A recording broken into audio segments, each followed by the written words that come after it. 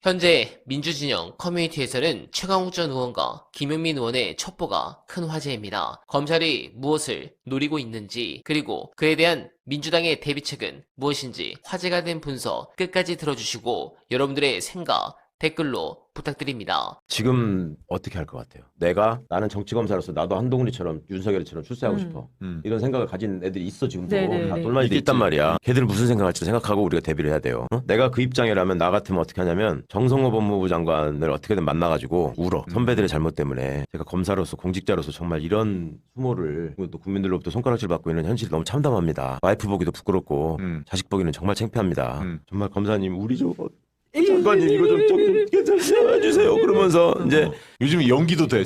그래서 제가 그냥 있으면 또 저기 공무원들이나 검사들이나 저기 해가지고 기존의 논리대로 관성대로 형소법을 가지고 또 장난칠 수 있으니까 제가 가서 이거는 어떻게든지 좀 정리하고 장관님께도 보고 드리고 이걸 하겠습니다. 그러면 일반적인 장관 입장에서 얼마나 이뻐요. 와가지고 울면서 그러면 그러면 그 다음에 이제 내가 중수청이든 행안부든 뭐 어디로 파견 가는 거야. 형소법 그 저희 TF로 들어가. 그럼 거기 가가지고 이제 제가 연차도 아직 낮고 저는 뭐 이 중앙행정 경험 같은 잘 없으니까 하여튼 시키는 일 제가 다 하고 마지막 보고서 초안은 제가 항상 정리하겠습니다. 그 원래 따까리들이 하는 거잖아요. 그러면 이제 그렇게 해가지고 갖고 가서 이제 내가 말했잖아. 이게 처음 누가 잡느냐가 중요하다고. 여기다가 이제 곳곳에다가 폭탄들을 숨겨놓고 가서 보고하는 거야. 보고하다가 또 울어. 그러면 애초에 지가 원하는 방향에 그거를 반드시 이거 만들면 하나 더 만들어.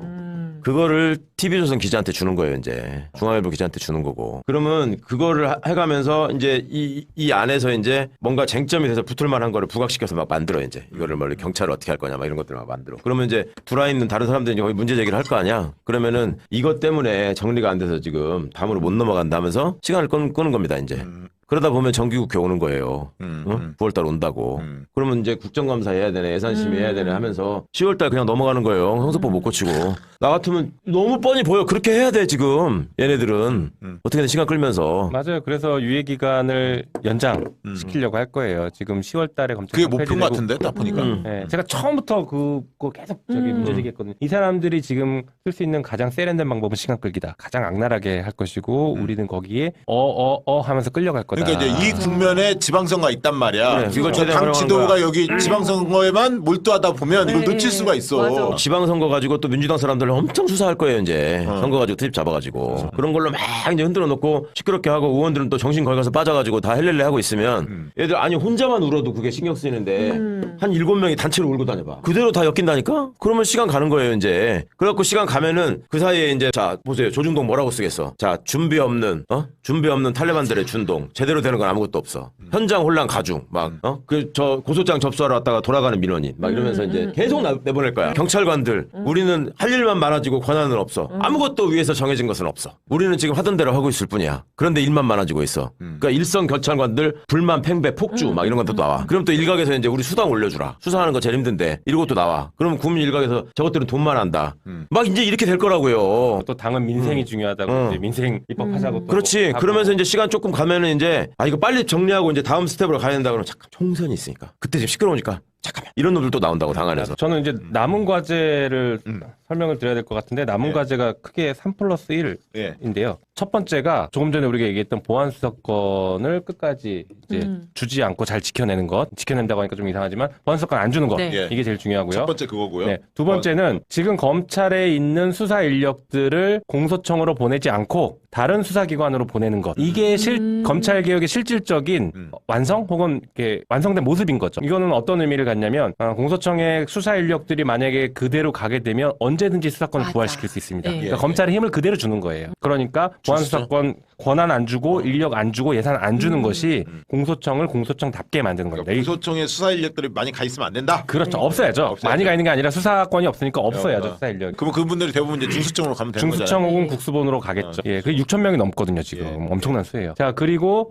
세 번째는 검찰 과거사 청산을 해야 됩니다. 지금 뭐 국정조사를 하면서 조작 수사, 조작 기소들에 대해서 열심히 조사하고 박상용에 대해서 이런 것들이 막 드러나고 있지 않습니까? 예. 그런데 검찰에 의해서 조작 혹은 봐주기로 피해 입은 국민이 너무 많아요, 사실. 이게 진짜 핵심인데 검찰개혁을 그래서 우리가 하는 건데요. 그런 사람들, 그 수많은 피해자들의 사건들을 발굴해서 조사하고 가해자를 처벌하거나 불이익을 주고 피해자를 구제하는 이 과정들이 다 이루어져야 개혁이 완성이 됩니다. 그러니까 제도만 바꿀 게 아니라 이 왜 개혁을 시작했는지를 돌아가면서 잘못된 점들을 바로잡아주는 것. 이게 세 가지가 같이 가야 돼요. 그러면 검찰개혁 과제 세 가지가 딱 이거고. 맞습니다. 검사 청산까지. 네, 플러스 1은 견제 기능을 조금 더 강화하자라고 해서 저희가 공수처법, 법사위가 공수처법을 작년 12월 달에 하나 통과시켜 놓은 게 있습니다. 어떤 거냐면 공수처의 수사 대상 범죄를 검사, 판사 그리고 경찰의 모든 범죄로 확대시켜 놓은 게 있어요. 소위 말해 법조 비리를 공수처가 직접 다 잡아라 이런 거죠. 지금은 직무상 범죄만 수사할 수 있다 보니까 예를 들어서 검사나 판사가 음주운전을 하거나 아니면 성범죄를 저지르거나 하면 수사를 못해요. 뭐 공수처. 이런 거 직위원 못하는 수사가 멈춘 게 지금 그런 이유들 때문입니다. 그래서 모든 범죄를 수사할 수 있게 하는 것으로 법사위가 법을 통과시켜 놨습니다. 아, 3+1이구나. 예, 현재 본회의에 있으니 이것도 빨리 좀 처리를 할 필요가 있다라고 진짜 생각합니다. 중요한. 네, 공감합니다. 검찰이 지금 어떤 식으로 짱구를 굴리려고 하는 건지, 그리고 이에 맞서 민주당은 어떤 플랜으로 검찰개혁을 완수하려고 할 것인지 알게 되었습니다. 여러분, 검찰개혁이 어려운 진짜 이유가 무엇입니까? 우리가 벌을 주려는 저 부패한 기득권 카르텔이 바로 그 법에 칼자루를 쥐고 룰을 정하는 자들이라는 사실입니다. 조작 기소를 한 검사 한 명을 처벌하기 힘든 이유가 여기에 있습니다. 그 개인을 보호하기 위해 수사권과 기소권을 독점한 검찰 조직 전체와 그들의 나팔수 노릇을 하는 재래식 언론이 완벽한 스크럼을 짜고 합법을 가장한 방해를 시도하기 때문입니다. 우리는 저들이 격교히 쳐놓은 방패를 오직 합법적인 증거와 절차만으로 하나하나 깨부수며 전진해야 합니다. 그래서 피눈물이 나고 답답한 것입니다. 그렇기 때문에 기득권의 부패가 형성되기 전에 감시장치를 만들어야 했습니다. 이것은 근대 정치학의 가장 위대한 통찰과